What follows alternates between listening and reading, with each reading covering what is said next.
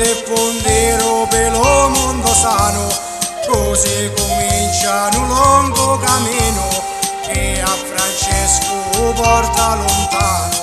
Lo re di Francia lo manda a chiamare e ci manda i suoi ambasciatori. Lo re di Francia che stava male vuole a Francesco che sana i dolori.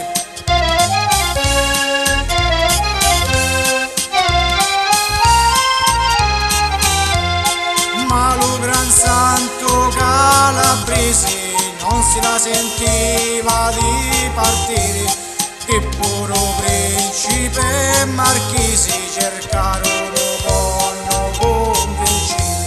E venne l'ora di la partenza che lo porta lontano alla Francia. Addio terra chi n'hai sofferenza, addio Calabria terra di speranza.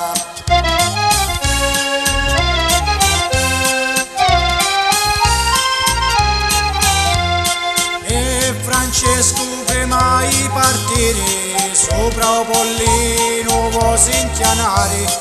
L'ultima volta su terra mi vedi che vuoi a Dio raccomandare.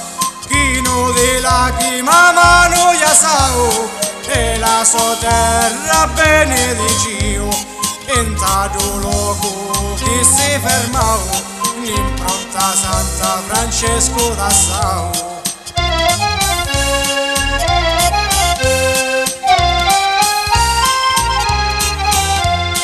La prima tappa lo pellegrino conta lo regno napoletano, onde lo re troppo meschino fu convertito a buon cristiano.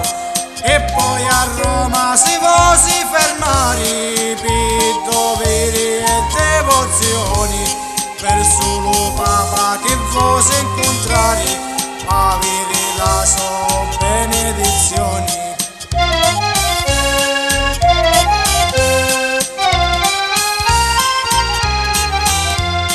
Riverito dal re potente, come fossero grandi regnanti, arriva in Francia e dalla gente fu onorato i tutti quanti.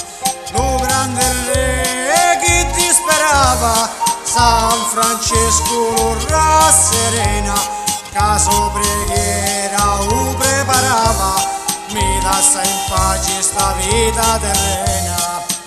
Dopo la morte del sovrano, Francesco rimane in Francia dedicando gli ultimi anni alla scrittura della regola dell'ordine dei minimi. Si spense l'anno successivo, era il 1507, alle 10 del mattino del venerdì santo.